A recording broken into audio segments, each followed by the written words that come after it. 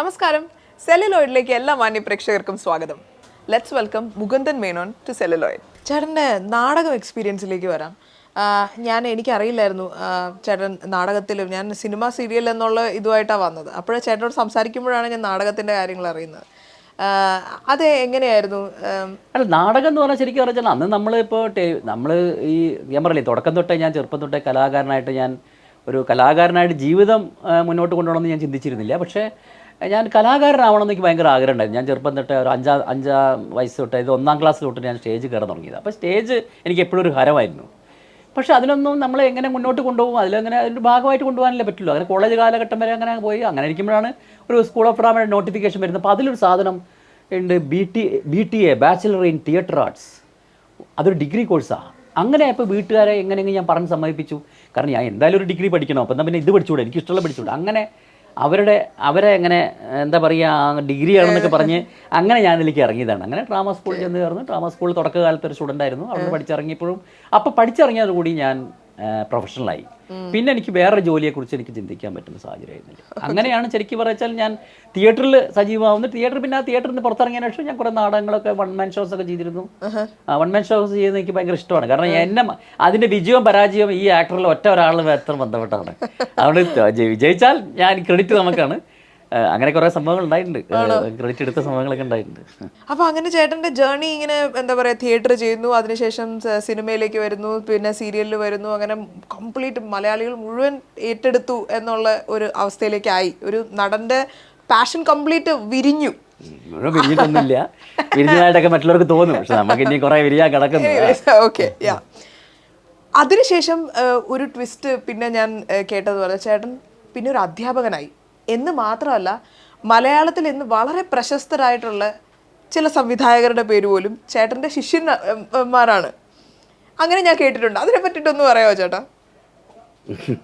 അല്ല, അത് ശരിക്കും അങ്ങനെ അത് ഞാൻ അധ്യാപകനാവണമെന്ന് ചിന്തിച്ചു കൊണ്ടുള്ള കാര്യങ്ങളൊന്നല്ല. സത്യസന്ധമായി പറയുകയാണെന്ന് വെച്ചാൽ അങ്ങനെ ചിന്തിച്ചതൊന്നുമല്ല. ഞാൻ ഈ ഡ്രാമ സ്കൂളിൽ പഠനം കഴിഞ്ഞ് നമ്മൾ അന്ന് തൊട്ടേ ഈ നാടകങ്ങൾ, പുറത്ത് നാടകങ്ങൾ ചെയ്യുക, ഡ്രാമ സ്കൂളിൽ പഠിക്കുമ്പോൾ തന്നെ പുറത്ത് നാടകങ്ങൾ ചെയ്യുക, ഡയറക്റ്റ് ചെയ്യുക, അങ്ങനത്തെ പരിപാടികളൊക്കെ ഉണ്ടായിരുന്നു. പിന്നെ ഞാൻ ബേസിക്കലി ഞങ്ങൾക്ക് ഈ ഡ്രാമ സ്കൂളിൽ 1.5 വർഷമാണ് എല്ലാം പഠിക്കേണ്ടത്. പിന്നെ 1.5 വർഷത്തിന് ശേഷം സ്പെഷ്യലൈസ് ചെയ്യണം.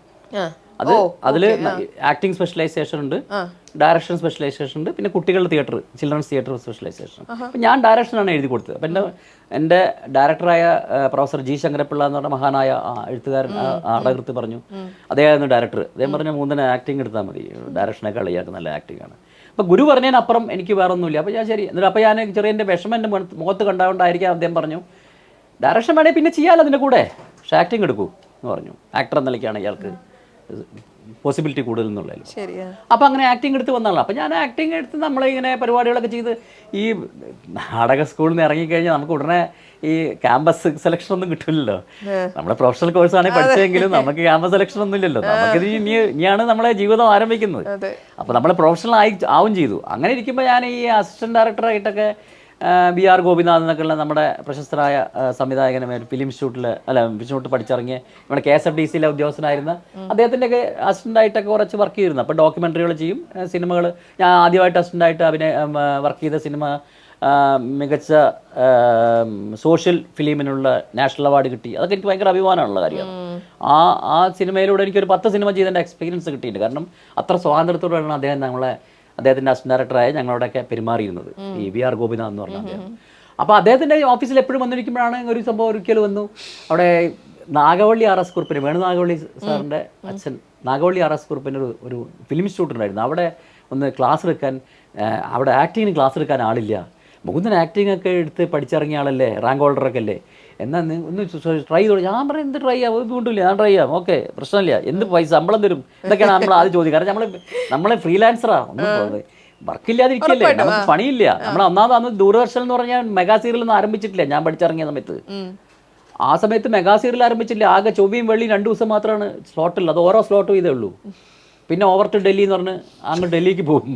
അതുകൊണ്ട് നമുക്ക് വർക്കില്ല, നമുക്ക് എന്ത് ചെയ്യാം. അപ്പം അങ്ങനെ ഇരിക്കുന്ന അവസ്ഥയിലാണ് നമ്മൾ ഇത് ആക്ടിങ് കോഴ്സ് പഠിപ്പിക്കാം, ശരി നമ്മളെ പഠിപ്പിക്കാം. അപ്പോൾ സ്റ്റാൻസ്ലാവ്സ്കി സിസ്റ്റമൊക്കെ പഠിച്ച് ഇറങ്ങിയ ആൾക്കാരാണ് നമ്മൾ. അപ്പോൾ അതുകൊണ്ട് നമ്മൾ ഭാരതീയ സങ്കല്പം അനുസരിച്ചുള്ള ഭരതമുനിയുടെ നാട്യശാസ്ത്രവും നമുക്കറിയാം, സ്റ്റൈൻസ്ലാവസ്കി എന്ന റഷ്യൻ സംവിധായകൻ, അതായത് വെസ്റ്റേൺ കൺസെപ്റ്റിലെ സ്റ്റൈൻസ്ലാവസ്കിയുടെ സിസ്റ്റമാണ് അവർ ഫോളോ ചെയ്യുന്നത്. അതെല്ലാം നമ്മൾ അടിച്ച് ചെറിയ ക്ലാസ് എടുക്കാൻ പോയി അങ്ങനെ അവിടെ കുറേ നല്ല എക്സ്പീരിയൻസ് ആയിരുന്നു. അങ്ങനെയാണ് ഞാൻ ശരിക്കും ഒരു അധ്യാപകനായി മാറുന്നത്. വെച്ചാൽ ഒരു അധ്യാപകനാവണം എന്ന് ആഗ്രഹിച്ചല്ല, പക്ഷെ അന്നത്തെ ഉപജീവനത്തിൻ്റെ മാർഗമായിട്ടാണ്. പിന്നെ അത് കുറച്ച് കാലം ഞാൻ എന്ത് ചെയ്യുമ്പോഴും എനിക്കത് ഞാൻ എൻജോയ് ചെയ്താണ് ചെയ്യുന്നത്. അല്ലാതെ ഇത് ഞാൻ എങ്ങനെയെങ്കിലും ചെയ്യണം, ഇപ്പം ഞാൻ എന്ത് നമുക്ക് പ്രതിഫലം കിട്ടുന്നൊക്കെ ചോദിച്ചെങ്കിലും അതെൻ്റെ ജീവിത ഉപാധിയായിട്ട് മാത്രം ചോദ്യമാണ്.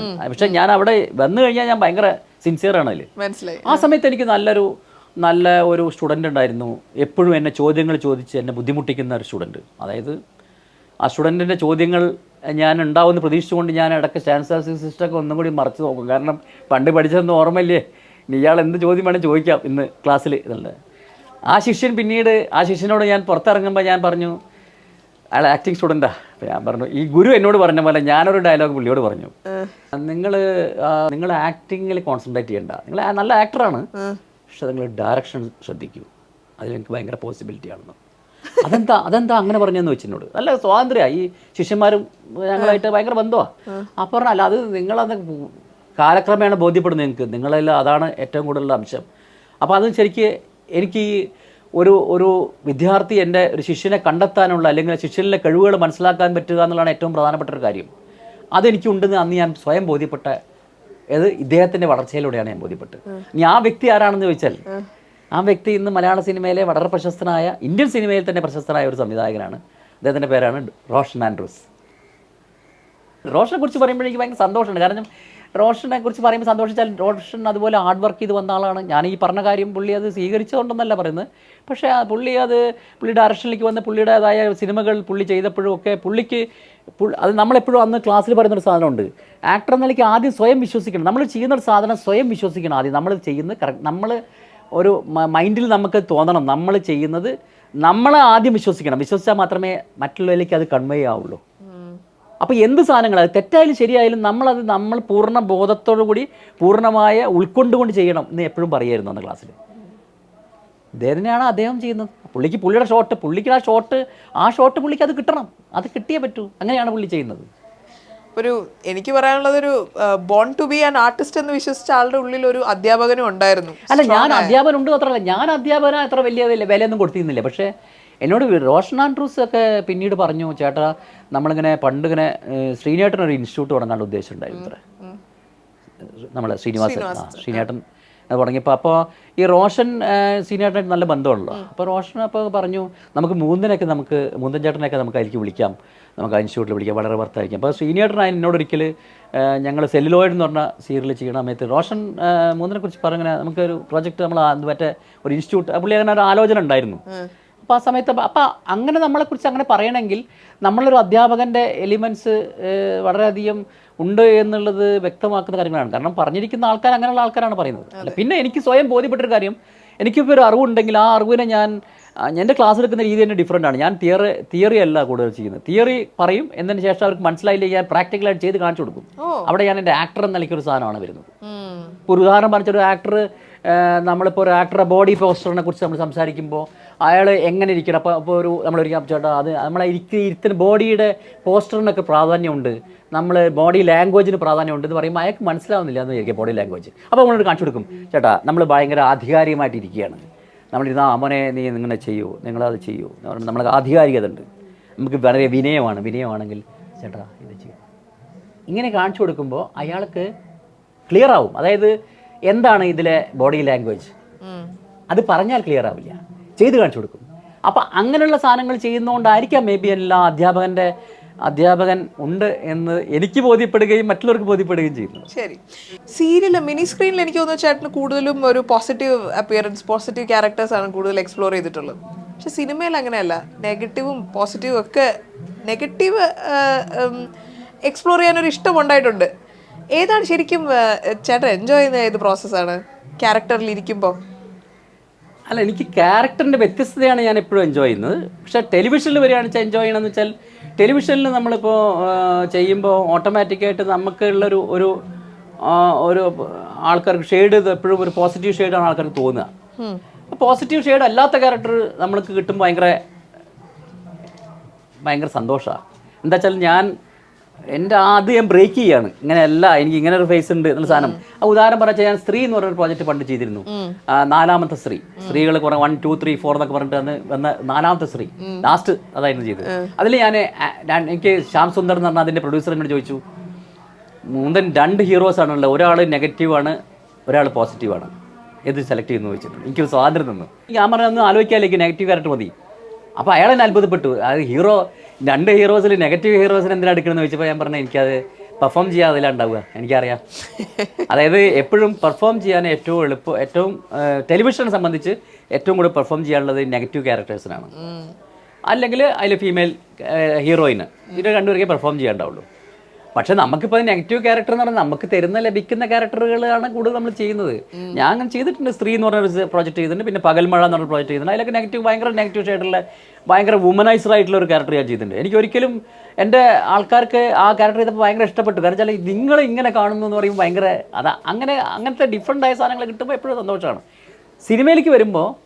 സിനിമയിൽ വരുമ്പോൾ എന്ന് വെച്ചാൽ നമുക്ക് അങ്ങനെ ഓപ്ഷനൊന്നുമില്ല.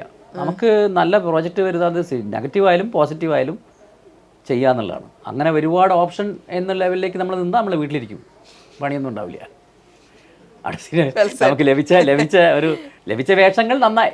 ഇപ്പോൾ എൻ്റെ ഒരു പോളിസി എന്താണെന്ന് വെച്ചാൽ, നമുക്ക് ലഭിക്കുന്ന വേഷങ്ങൾ നമ്മുടെ ഒരു ഭാഗ്യവും നമ്മുടെ ആ സമയമൊക്കെ ആയിട്ട് ബന്ധപ്പെട്ടാണ്. അല്ലാതെ നമ്മളപ്പോൾ കിട്ടുന്ന വേഷങ്ങൾ നന്നായി ചെയ്യുക, കിട്ടുന്ന സ്പേസിൽ നന്നായി ഉപയോഗിക്കുക. ഒരു സ്പേസ് കിട്ടിയാൽ, എനിക്കിപ്പോൾ ആ സ്പേസ് വേണമെന്ന് ആഗ്രഹമുണ്ട്, പക്ഷേ അതെനിക്ക് കിട്ടുന്നില്ലെങ്കിൽ ഞാൻ കിട്ടുന്ന സ്പേസ് നന്നായി ഉപയോഗിക്കുക. ഈ സ്പേസിൽ കിട്ടുന്ന സ്പേസ് നമ്മൾ ഉപയോഗിക്കാതെ അപ്പുറത്തുള്ള സ്പേസ് കിട്ടിയിരുന്നെങ്കിൽ ഞാൻ പറഞ്ഞിട്ട് കാര്യമില്ല. അപ്പോൾ എനിക്കിത് ലഭിക്കുന്ന സാധനങ്ങൾ നന്നായി ചെയ്യുക, അത്രേ എനിക്ക് ചെയ്യാൻ പറ്റുള്ളൂ. ബാക്കിയൊക്കെ എനിക്ക് തലയിൽ വരച്ചിട്ടുള്ള കാര്യങ്ങളിലൊക്കെ ഞാൻ അതിൽ വിശ്വസിക്കുന്നു. കാരണം എനിക്ക് ഒരാളാണെങ്കിൽ വന്നിരിക്കും, നമ്മൾ കൃത്യമായിട്ട് വരും എന്ന വിശ്വാസമാണ്.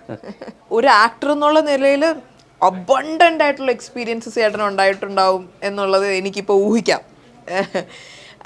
ഏറ്റവും മെമ്മറബിൾ ആയിട്ട് എന്ന് പറയാൻ തോന്നുന്ന ഒരു എക്സ്പീരിയൻസ് ഉണ്ടാവോ ഇപ്പോൾ നമ്മളുമായിട്ട് ഷെയർ ചെയ്യാൻ പറ്റും? അത് ശരിക്കും വെച്ചാൽ ഒരുപാട് മെമ്മറബിൾ ആയിട്ടുള്ള എക്സ്പീരിയൻസുകളുണ്ട്. ശരിക്കും വെച്ചാൽ മെമ്മറബിൾ എന്ന് പറഞ്ഞാൽ മനസ്സിൻ്റെ കോണുകളിലതെല്ലാം സൂക്ഷിച്ചു വെച്ചിരിക്കുകയാണ്. ഭയങ്കര അമൂല്യ രത്നങ്ങളെ പോലെ ഞാൻ ഒരുപാട് പ്രശസ്തരായ നമ്മുടെ സീനിയേഴ്സായിട്ടുള്ള ഒരുപാട് ആർട്ടിസ്റ്റുകളുടെ കൂടെ അഭിനയിച്ച ആളാണ്. എനിക്ക് അതിനുള്ള ഭാഗ്യം ഉണ്ടായിരുന്നു. അപ്പോൾ എനിക്ക് ഒരുപാട് എക്സ്പീരിയൻസ് ഉണ്ടായിട്ട് അങ്ങനെ കുറേ എക്സ്പീരിയൻസ് ഉണ്ട്. പക്ഷേ ഇതിലൊക്കെ വ്യത്യസ്തമായ വിഭിന്നമായ ഒരു എക്സ്പീരിയൻസ്, ഞാൻ ഒരിക്കലും പ്രതീക്ഷിക്കാത്തൊരു മെമ്മറബിൾ ആയ എക്സ്പീരിയൻസിനെ കുറിച്ച് പറയാം. കാരണം ഒരുപാട് ഉണ്ടായിട്ടുണ്ട്. എനിക്ക് ഒന്നെന്ന് പറഞ്ഞ് പറയാൻ പറ്റില്ല. അതെന്താണെന്ന് വെച്ചാൽ, ഞാൻ ഈ വൺ മാൻ ഷോസ് ചെയ്യുമെന്ന് പറഞ്ഞിരുന്നില്ലേ, ഞാനപ്പോൾ ഈ സാമുവൽ ബക്കറ്റ് എന്ന് പറഞ്ഞ വിശ്വവിഖ്യാതനായ നാടകൃത്ത് മരിച്ചപ്പോൾ അദ്ദേഹത്തിൻ്റെ നാടകങ്ങൾ, ഈ വിശ്വവിഖ്യാതനായ സാമുവൽ ബക്കറ്റ് എന്ന് പറഞ്ഞാൽ അദ്ദേഹത്തിന് നോബൽ പ്രൈസ് കിട്ടിയാണ് നാടക രചനയിൽ. അദ്ദേഹം ഈ സാമുവൽ ബക്കറ്റ് മരിച്ചപ്പോൾ ലോകം മുഴുവൻ അദ്ദേഹത്തിൻ്റെ നാടകങ്ങൾ ഒരു ആഘോഷമായി കൊണ്ടാടി, അദ്ദേഹത്തിനുള്ള ആദരസൂചകമായിട്ട് ചെയ്തു. അപ്പോൾ ബോംബെയിൽ, ഇങ്ങനെ ഇന്ത്യയിലും കുറേ പല സ്ഥലങ്ങളുണ്ടായിരുന്നു. അപ്പോൾ ബോംബെയിൽ വെച്ച് നാടകം ഉണ്ടായിരുന്നു. അപ്പോൾ അതിൽ അദ്ദേഹത്തിൻ്റെ ഈ സാമുവൽ ബക്കറ്റിൻ്റെ നാടകമായ ആക്ട് വിത്തൗട്ട് വേർഡ്സ് 2 എന്ന് പറഞ്ഞ നാടകം ഞാൻ അഭിനയിക്കുന്നുണ്ടായിരുന്നു. VK പ്രകാശ് എന്ന് പറഞ്ഞ പ്രശസ്തനായ ഡയറക്ടറാണ് അതിൻ്റെ സംവിധായകൻ. ഞാനിപ്പോൾ വൺ മാൻ ഷോ ആണ്. അപ്പോൾ അതല്ലാതെ തന്നെ ആ ഫെസ്റ്റിവലിൽ തന്നെ നസ്രുദ്ദീൻ ഷായുടെ ഒരു നാടകം ഉണ്ടായിരുന്നു, ഈ സാമുവൽ ബക്കറ്റിൻ്റെ വെയിറ്റിംഗ് ഫോർ ഗോദോ എന്ന് പറഞ്ഞ നാടകം. അതിൽ നസ്രുദ്ദീൻ ഷാ, ടോം ആൾട്ടർ, ബെഞ്ചമിൻ ഗിലാനി എന്ന് പറഞ്ഞ തുടങ്ങിയ പ്രശസ്തരായ ആൾക്കാരാണ് മുഴുവൻ അഭിനയിക്കുന്നത്. അപ്പോൾ ആ നാടകം കാണാൻ വേണ്ടി ഞാൻ പോയിരുന്നു.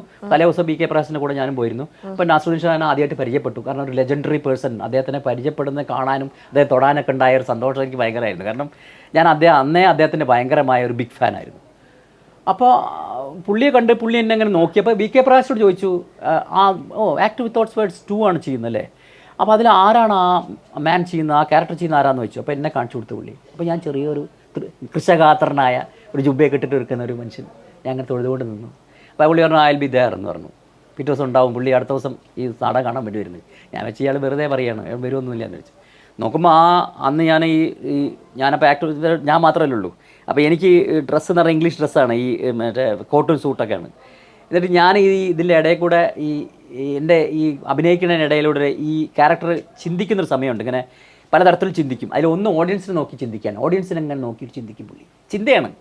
പക്ഷേ ആ ചിന്തയിൽ നോക്കുമ്പോൾ ഞാൻ ഇങ്ങനെ ഇങ്ങനെ ക്യാമറ പാൻ ചെയ്ത് വരുമ്പോൾ നസ്രുദ്ദീൻ ഷാ ഇരിക്കുന്നു, ഓംപുരി ഇരിക്കുന്നു, ശശി കപൂർ ഇരിക്കുന്നു. ഇവർ 3 പേരാണ് അടുപ്പിച്ചിരിക്കുന്നത്. ശശി കപൂറിൻ്റെ മകള് പിറ്റേ ദിവസം ഞങ്ങളുടെ കൂടെ തന്നെ വേറൊരു പ്ലേ ചെയ്യുന്നുണ്ട്. അതുകൊണ്ടാണ് ശശി കപൂർ വന്നിരിക്കുന്നത്. നോക്കുമ്പോൾ പിന്നെ ബെഞ്ചമിൻ ഗിലാനി, മറ്റേ തമസിൻ്റെ ഡയറക്ടറായിട്ടുള്ള ഒരു പ്രശസ്തരായ ഡയറക്ടർ ഉണ്ടായിരുന്നു, അദ്ദേഹം ഉണ്ടായിരുന്നു അത് അന്ന് തമസ് എന്ന് പറഞ്ഞ സീരിയലിൻ്റെ. അപ്പോൾ ഇവരെ കണ്ടിട്ട് ഞാൻ പിന്നെ എൻ്റെ ഒരു പെർഫോമൻസാണ്. കാരണം ഞാൻ എൻ്റെ മനസ്സ് കണ്ടു, ജീവിതത്തിൽ എനിക്ക് ഇനി ഇത്രയും നല്ലൊരു ക്രൗഡ് വേറെ കിട്ടില്ല. ഭയങ്കര ഡെഡ്ലി ക്രൗഡ് പെർഫോം ചെയ്തു. ഞാൻ കഴിഞ്ഞു. കുറച്ച് ഇപ്പോൾ ആൾക്കാരൊക്കെ വന്നു, ചില ആൾക്കാർ പരിചിതരായ ആൾക്കാരൊക്കെ വരുന്നു. അപ്പണ്ട് VKP ഭയങ്കര എക്സൈറ്റഡ് ആയിട്ട് പോയിട്ട് ഒരാളെ പോയി ഹഗ് ചെയ്യുന്നു. VKPൻ്റെ അദ്ദേഹത്തിന് നേരത്തെ അറിയാം, VKP ആയിട്ട് വേറെ എന്തോ വർക്ക് ചെയ്തിട്ടുണ്ട്. അപ്പോൾ VKP വന്നിട്ട് അയാൾ എൻ്റെ അടുത്ത് നടന്നു വരുന്നു. അപ്പോൾ നസ്രുദ്ദീൻ ഷാ വന്നിട്ട് തന്നെ എന്നെ കണ്ടിട്ട് ഇങ്ങനെ വന്നിട്ട് ജസ്റ്റ് ആൾ ഞാൻ വേർത്ത് നിൽക്കുകയാണ്, എന്നെ അങ്ങനെ ഹഗ് ചെയ്തു. എന്നിട്ട് പുള്ളി പറഞ്ഞു എക്സലൻറ്റ്, ഫാൻറ്റാസ്റ്റിക്, 2 വാക്ക് പറഞ്ഞു. അപ്പോൾ ഞാൻ കണ്ണൊക്കെ ശരിക്കും അക്ഷരാർത്ഥത്തിൽ കണ്ണ് നിറഞ്ഞു പോയി. കാരണം വെച്ചാൽ എനിക്ക് കിട്ടുന്ന ഏറ്റവും വലിയൊരു അപ്രിസിയേഷനാണ് അത്. ഇങ്ങനെ ഒരു ലെജൻഡറി പേഴ്സണിൽ നിന്ന് കയ്യിൽ നിന്ന് ഇങ്ങനെ ഒരു അപ്രിസിയേഷൻ കിട്ടാറുണ്ട്. അയാൾക്ക് ഞാൻ ആരാന്ന് പോലും അറിയില്ല, ഞാൻ എൻ്റെ ബാക്ക്ഗ്രൗണ്ട് അറിയില്ല, ഞാനൊന്ന് പ്രശസ്തനേ അല്ല, ഞാൻ പ്രശസ്തനേ അല്ല, എന്നെ ആർക്കും അറിയില്ല. അപ്പോൾ ഞാൻ അത് റിയൽ ആയിട്ടുള്ളൊരു എനിക്ക് കിട്ടുന്ന ഒരു വലിയ ബഹുമതിയായിട്ടാണ് ഞാൻ കണ്ടത്. പിന്നീട് അപ്പോൾ എനിക്ക് അങ്ങനെ അവരായിട്ട് ബന്ധം പുലർത്താനോ പിന്നെ അതൊന്നും അങ്ങനെയൊന്നും എനിക്ക് സാധിക്കാത്തതുകൊണ്ടും ഞാൻ പിന്നീട് ഇങ്ങനെ കുറേ കാലത്തിന് ശേഷം പൊന്തന്മാട ചെയ്യുന്ന സമയത്ത് ഞാൻ പറഞ്ഞു, എനിക്ക് പരിചിതനായ ഒരാൾ ഇവിടെ വരുന്നുണ്ടെന്ന് ചോദിച്ചു. അപ്പോൾ ആര് വരുന്നു? അപ്പോൾ അവിടെ ആൾക്കാർക്കൊക്കെ കൗതുകം, എന്താ ആരാ ഇപ്പോൾ ഇവിടെ ഒരാളുടെ പുതിയ. അപ്പോൾ ഞാൻ പറഞ്ഞൊരു വലിയ കക്ഷിയാണ് വരും. അപ്പോൾ മമ്മൂക്കയാണെന്ന് വെച്ചാൽ മമ്മൂക്കയാണ് വലിയ കക്ഷിയാണ്, മമ്മൂക്കൊക്കെ എന്നെ അറിയാം, മമ്മൂക്കല്ല പക്ഷേ ഞാൻ പറഞ്ഞ ആൾ. പിന്നെ ആരാന്ന് ചോദിച്ചു. അപ്പോൾ വരുമ്പോൾ കാണാമെന്ന് പറഞ്ഞു. അപ്പോൾ നസ്രുദ്ദീൻ ഷാ വന്നപ്പോൾ ഞാൻ നസ്രുദ്ദീൻ ഷാ പോയി പരിചയപ്പെടുത്ത്, മുകുന്ദൻ ആക്ട് വിത്തൗട്ട് വേർഡ്സ് ചെയ്താന്ന് പറഞ്ഞു. പുള്ളി കൈയൊക്കെ തന്ന് ഭയങ്കര ഇപ്പോൾ പ്ലേ ഒന്നും ചെയ്യുന്നില്ല എന്നുള്ള രീതിയിൽ കുറച്ച് ചോദിച്ചു. എനിക്കതിലെ അയാളെ ലാംഗ്വേജ് പരിമിതിയൊക്കെ ഉണ്ടായിരുന്നതുകൊണ്ട് ഞാൻ അങ്ങനെ ഒരുപാട് ആളായിട്ട് ഇൻട്രാക്ട് ചെയ്തില്ല. പക്ഷേ എന്നെ സംബന്ധിച്ചൊരു ലൈഫിലൊരു വലിയ ബഹുമതിയായിരുന്നു അദ്ദേഹത്തിനെ പോലെ ആൾ നമ്മളെ അടുത്ത് ഇങ്ങനെ ഒരു സാധനം പറഞ്ഞു എന്നുള്ളത്. അത് പക്ഷേ ആ നാടകം ചെയ്തതിന് ശേഷം ഞാൻ അഭിനയിക്കുന്ന നാടകത്തിന് അതേപോലെ ജനങ്ങൾ ഇടിച്ചു കയറി. അത് വേറെ ഒന്നും ആയിരുന്നില്ല, സാക്ഷാൽ നമ്മളെ പ്രിയപ്പെട്ട മോഹൻലാൽ ലാലേട്ടൻ ചെയ്ത ഛായാമുഖി എന്ന നാടകത്തിൽ എനിക്ക് അദ്ദേഹത്തോടൊപ്പം ഒരു നല്ല വേഷം ചെയ്യാനുള്ള അവസരം കിട്ടി. ആ നാടകം ചെയ്യാൻ വേണ്ടി ജനങ്ങൾ ടിക്കറ്റില്ല കിട്ടാതെ കഷ്ടപ്പെടുന്നൊരു സിറ്റുവേഷൻ ഞാൻ കണ്ടു. 10,000 പേരാണ് ഞങ്ങൾ ബാംഗ്ലൂർ ചെയ്ത ആ നാടകം കണ്ടത്. 10,000 പേര്. ഒരുപാട് എക്സ്പീരിയൻസ് ആണ്. അതായത് ലാലേട്ടനെ കൂടെയുള്ള ആ തിയേറ്റർ എക്സ്പീരിയൻസ് ഒക്കെ ഭയങ്കര വാക്കുകൾക്ക് അതീതമായ എക്സ്പീരിയൻസ് ആയിരുന്നു. കാരണം അദ്ദേഹത്തിനോടൊപ്പം ഞങ്ങൾക്ക് ഒരു തരിച്ച് കിട്ടുകയാണ്. അതായത് ഇപ്പോൾ ഗ്രീൻ റൂമിൽ ലാലേട്ടൻ ഇരിക്കുന്ന ആ ഭാഗത്തെ ഗ്രീൻ റൂമിൽ ഞാനും അദ്ദേഹം മാത്രമേ ഉള്ളൂ. ഇപ്പോൾ കമ്മ്യൂണിക്കേഷൻ ഞാനുമായിട്ട് മാത്രമാണ്. ഒരു 2 സൈഡിൽ നിന്നാണല്ലോ എൻട്രി വരിക, എൻട്രി എക്സിറ്റ് കുറേ ഉണ്ട്. അപ്പോൾ ഓരോ പ്രാവശ്യം എൻട്രി എക്സിറ്റ് വരുമ്പോൾ നമ്മൾ മാത്രമേ ഉള്ളൂ അവിടെ. അപ്പോൾ നമ്മളിതിനെക്കുറിച്ചുള്ള ആങ്സൈറ്റിയിലാണ്, അത് വർക്കൗട്ട് ആവില്ലേ സംഭവങ്ങൾ. അതൊക്കെ ഭയങ്കര രസകരമായ കാലഘട്ടമാണ്. അതൊക്കെ രസകരമായ ഒരു അധ്യായങ്ങളാണ്. ഇപ്പോൾ റീസെൻ്റ്ലി ഞാൻ ജയറാമേട്ടൻ്റെ കൂടെ ഒരു പടം ചെയ്തു, ആശകളായിരം. അപ്പോൾ ഞാൻ ജയറാമേട്ടനോടൊരു കാര്യം പറഞ്ഞു, മോനെ കാളിദാസനോടൊരു കാര്യം പറഞ്ഞു, ഞാൻ നിങ്ങളുടെ 3 പേരുടെയും കൂടെ അഭിനയിച്ചിട്ടുണ്ട്, അമ്മയുടെ കൂടെ ഏത് പടത്തിൽ അഭിനയിച്ചു എന്ന് ചോദിച്ചപ്പോൾ ഒരു പടമല്ല, അമ്മ ഒരു പ്രോജക്റ്റ് ഒരു സീരിയൽ ചെയ്തിട്ടുണ്ട്. ഇവർക്ക് അറിയാത്ത ന്യൂസാണ്. ഞങ്ങൾ ഒന്നിച്ചായിരുന്നു. അതെങ്ങനെ അറിയാതെ പോയി? അവരൊരു പ്രോജക്റ്റായി ചെയ്തിട്ടുള്ളൂ. അന്ന് അവർ കത്തി നിൽക്കുന്ന സമയമാണ്. അങ്ങനെ സമയത്ത് അവരൊരു സീരിയൽ ചെയ്തിട്ടുണ്ട്. ജോസ് പ്രകാശ് ഏട്ടൻ, KP ഉമ്മർ, പഴയ ആൾക്കാർ. ഒരു തിക്കുറിശി അങ്കിളിൻ്റെ കൂടെ ഒട്ട് കുറച്ച് ആൾക്കാരെ വിട്ടുപോയിട്ടുള്ളൂ. ചില ആൾക്കാർ സീരിയൽ ചെയ്തില്ല. ഇപ്പം നസീർ സാറൊന്നും സീരിയൽ ചെയ്തിട്ടില്ല, അല്ലെങ്കിൽ അദ്ദേഹത്തിന് കൂടെ അഭിനയിക്കാൻ പറ്റുമായിരുന്നു. Do you realize you're so blessed as an actor? അതെ, തീർച്ചയായും. അത് അങ്ങനെയൊക്കെ ഞാൻ ഇതൊക്കെ പറയുമ്പോൾ അങ്ങനെയൊക്കെ നമ്മൾ വീണ്ടും അത് ഈ ഓർമ്മകൾ അയവിറക്കുമ്പോൾ ഇടയ്ക്ക് തോന്നാറുണ്ട്, ശരിയാണ്, നമുക്ക് ഇത്രയൊക്കെ അനുഭവങ്ങൾ ദൈവം തന്നില്ലേ, ഇതൊക്കെ ഒരു വലിയ കാര്യമാണ്. കാരണം ഞാൻ അങ്ങനെ ഒരു ഇതിന് വേണ്ടിയിട്ടുള്ള ഒരു പ്രോജക്റ്റ് ഉണ്ടാക്കാനുള്ള ഒരു കൗശലമൊന്നുള്ള ആളല്ല. സിനിമകളിൽ എനിക്ക് ഒരുപാട് ബന്ധങ്ങളുണ്ട്, നല്ല സൗഹൃദങ്ങളുണ്ട്. ഈ സൗഹൃദങ്ങളെന്നും കൗശലത്തോടെ ഉപയോഗിച്ച് സിനിമകളാക്കി മാറ്റാനുള്ള കഴിവൊന്നും എനിക്കില്ല. എനിക്ക് ആളുകൾ എനിക്ക് ഇപ്പോൾ ചിലപ്പോൾ ചില പ്രിയപ്പെട്ടവരെ വിളിച്ചു തരുന്നതായിരിക്കും, ചിലപ്പോൾ എന്നെയായിട്ട് യാതൊരു ബന്ധമില്ലാത്ത ഒരാൾ എന്നെ പ്രോജക്റ്റിലേക്ക് വിളിക്കായിരിക്കും. എന്തുകൊണ്ടാണെന്ന് അറിയില്ല, അത് വരുന്നു, അങ്ങനെ പോകുന്നു. അല്ലാതെ ഞാൻ എൻ്റെ കൗശലം ഉപയോഗിച്ച് ഞാൻ ഒരു സിനിമ ഉണ്ടാക്കുക, ആ സിനിമയിൽ ഒരു വേഷം നേടിയെടുക്കുക, അങ്ങനെയുള്ള കഴിവേ ഉള്ള ആളല്ല. ഞാനൊന്ന് ചോദിച്ചോട്ടെ, ഇത്രയും വരെയുള്ള ചേട്ടൻ്റെ ഒരു ജേർണിയിൽ ആർ യു ഹാപ്പി? ലൈക്ക് സ്വന്തം പൊട്ടൻഷ്യൽ ചേട്ടനായിരിക്കുമല്ലോ ഏറ്റവും കൂടുതൽ. അണ്ടർ എക്സ്പ്ലോർഡ് ആയിട്ടാണോ ചേട്ടൻ ഇപ്പോഴും ഫീൽ ചെയ്യുന്നത്, or are you explored enough? ഇല്ല, ഞാൻ എക്സ്പ്ലോർഡ് അല്ല. എൻ്റെ എക്സ്പ്ലോർ ചെയ്യാത്ത ഒരുപാട് സെഗ്മെൻറ്റുകൾ ഇനിയുണ്ട്. അത് പക്ഷേ ഞാൻ പറഞ്ഞാൽ ജനത്തിന് അത് മനസ്സിലാവണമെങ്കിൽ ഞാൻ ചെയ്ത് കാണിക്കണം. ഞാൻ ചെയ്ത് കാണിക്കാനുള്ള ഭാഗ്യം എനിക്ക് ഉണ്ടാവട്ടെ.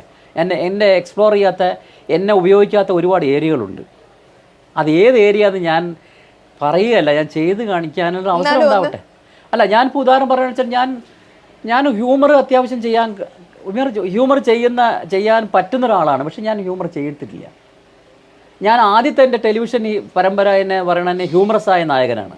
അത് പണ്ടൊരു ചേകവർ എന്ന് പറഞ്ഞ ഹ്യൂമറസ് ആയ നായകനാണ് ഞാൻ. ചാരുലത ഏറ്റവും ബിഗ് ഹിറ്റായ ഒരു ചാരുലത പ്രോജക്റ്റ് ഞാൻ അതിൽ ഹ്യൂമറസ് ആയ രമേശ് മേനോൻ എന്ന് പറഞ്ഞ ക്യാരക്ടറാണ്. ഓക്കെ, അതല്ലാതെ ഞാൻ വിസ്മയ എന്ന് പറഞ്ഞ പ്രോജക്റ്റ് ചെയ്തപ്പോൾ അതിൽ അത്യാവശ്യം ഹ്യൂമർ, അത് ജഗതി ചേട്ടനൊക്കെ പോലുള്ള ആളുകളുടെ അമ്പിളിച്ചേട്ടൻ്റെ കൂടെയൊക്കെ അഭിനയിച്ച് നമ്മൾ ഓക്കെ ആക്കുക, ഫസ്റ്റ് ടേക്കിൽ ഓക്കെ ആക്കുക എന്ന് പറഞ്ഞാൽ തന്നെ വലിയ ടാസ്ക്കാണ്. അമ്പിളിച്ചേട്ടൻ്റെ കൂടെ ഫസ്റ്റ് ടേക്ക് ഓക്കെ ആക്കുക എന്ന് പറഞ്ഞാൽ നമ്മൾ ബ്ലെസ്ഡ് ആണെന്നാണ് അർത്ഥം. അപ്പോൾ അദ്ദേഹത്തിൻ്റെ കൂടെ അങ്ങനെയുള്ള ഹ്യൂമർ സാധനങ്ങളൊക്കെ ചെയ്തപ്പോഴും അപ്പോൾ ഹ്യൂമറിൻ്റെ സാധനങ്ങൾ നമുക്ക് ചെയ്യാൻ പറ്റും. അതുപോലെ നെഗറ്റീവ് ഷെയ്ഡുള്ള സാധനങ്ങൾ നന്നായിട്ട് ചെയ്യാൻ പറ്റും. അത് ഡ്യുവൽ പേഴ്സണാലിറ്റിയുള്ള സാധനങ്ങൾ, ആ ഡ്യുവൽ പേഴ്സണാലിറ്റിയുള്ള ക്യാരക്ടേഴ്സൊക്കെ ഒന്നും അത്ര നല്ല ക്യാരക്ടേഴ്സ് എന്നിലേക്ക് വന്നിട്ടില്ല. ഒരേ സമയത്ത് തന്നെ നമുക്ക് ഈ ഡ്യുവൽ പേഴ്സണാലിറ്റി, നമ്മൾ ചിരിക്കുന്ന മുഖവും വളരെ മോശമായ അല്ലെങ്കിൽ വളരെയധികം ക്രൗര്യമുള്ള വേറൊരു ഫേസും ഉണ്ട് എന്ന് കാണിക്കുന്ന രീതി, അങ്ങനെയുള്ള ക്യാരക്ടേഴ്സൊക്കെ നമുക്ക് അസാധ്യമായിട്ട് രീതിയിൽ ചെയ്യാൻ പറ്റുന്നത് എനിക്കറിയാം. പക്ഷേ എനിക്ക് അതുപോലുള്ള അവസരങ്ങൾ വരുന്നില്ല. അപ്പോൾ വന്നാലേ ചെയ്യാൻ പറ്റുള്ളൂ. വന്നാൽ മാത്രമേ എനിക്ക് അത് പ്രൂവ് ചെയ്യാൻ പറ്റുള്ളൂ. പ്രൂവ് ചെയ്താൽ മാത്രമേ ജനങ്ങൾക്ക് ഇത് യെസ് ദാറ്റ്സ് ഇറ്റ് എന്ന് പറയാൻ പറ്റുള്ളൂ. അല്ലാതെ ഞാൻ സംസാരിക്കുന്നതിന് യാതൊരു അർത്ഥവുമില്ല. ഇതെൻ്റെ കോൺഫിഡൻസാണ്. ഈ കോൺഫിഡൻസ് എനിക്കുള്ളിടത്തോളം കാലം ഞാൻ അതിപ്പോഴും വിശ്വസിക്കും. ഞാൻ മുഴുവനായിട്ടും എക്സ്പ്ലോർ ചെയ്തിട്ടില്ല. അത് നിങ്ങളുടെ ആൻസർ ചിലപ്പോൾ ഡിഫറെൻ്റ് ആയിരിക്കാം.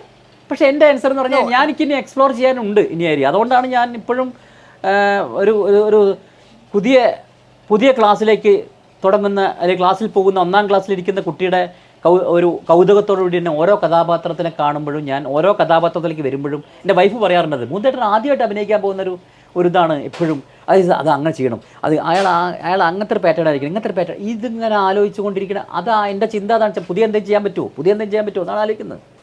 അപ്പോൾ അത് ചിലപ്പോൾ വർക്കൗട്ട് ആവാതിരിക്കാം. വർക്കൗട്ട് ആയാൽ നല്ല സന്തോഷം. വർക്കൗട്ട് ആയില്ലെങ്കിലും ഇതുവരെയുള്ള നമ്മളെ കലാജീവിതത്തിൽ നമുക്ക് കുറേ കാര്യങ്ങളൊക്കെ ചെയ്യാൻ പറ്റിയില്ലേ, അപ്പോൾ സന്തോഷം, അത്ര സന്തോഷം. പക്ഷേ ഹാപ്പി ആണോ എന്ന് ചോദിച്ചാൽ കുറച്ചുകൂടിയൊക്കെ നമുക്ക് നല്ല സാധനങ്ങളൊക്കെ ചെയ്യാൻ പറ്റുമായിരുന്നു. അതിൻ്റെ പൊസിഷൻ ചിലപ്പോൾ വരുമായിരിക്കാം. സ്പേസ് കിട്ടുമ്പോൾ നമ്മൾ ആടും. സ്പേസ് കിട്ടുന്ന പിന്നെ ഒരു കലാകാരന് ഏറ്റവും വേണ്ട ഒരു സംഭവം എന്ന് വെച്ചാൽ ഞാൻ മനസ്സിലാക്കിയത് അയാൾക്ക് ക്ഷമ വേണം. ഭയങ്കര ക്ഷമ ഉണ്ടാകുമ്പോൾ ഓട്ടോമാറ്റിക്കായിട്ട് ഈ സാധനം ഏതെങ്കിലും സമയത്ത് നമ്മുടെ അടുത്ത് വരാതിരിക്കാൻ പറ്റില്ല. പ്രപഞ്ചത്തിൽ നമ്മുടെ അടുത്ത് കൊണ്ടുവന്നേ പറ്റൂ. അപ്പോൾ എൻ്റെ ഒരു ആ ഒരു സെഗ്മെൻറ്റിന് ഞാൻ പ്രതീക്ഷയോടെ കാത്തിരിക്കുകയാണ്. ഞാൻ അങ്ങനെ ഇരിക്കുക. എനിക്ക് അങ്ങനെ സെഗ്മെൻറ്റ് വരും, ഞാൻ ഉദ്ദേശിച്ചത് ആ സെഗ്മെൻറ്റ് വരും എന്ന് വിചാരിച്ചിരിക്കുകയാണ് ഞാൻ. എന്തായാലും താങ്ക് യു സോ മച്ച്. ഇത്രയും കഥകൾ നമ്മളോട് ഷെയർ ചെയ്തതിന് സെല്ലുലോയിഡ് ഒരുപാട് ഗ്രേറ്റ്ഫുൾ ആണ്. തീർച്ചയായും നല്ല ചോദ്യങ്ങളുണ്ട്, നല്ല നന്നായിട്ട് നല്ല ഇന്ററാക്ഷൻ നടത്തിയാലും സന്തോഷം. നമുക്ക് തീർച്ചയായും വീണ്ടും നമുക്ക് പുതിയ കഥകളുമായിട്ട് നമുക്കൊന്നിരിക്കാം. Anyways thank you so much ചേട്ടാ. Thank U.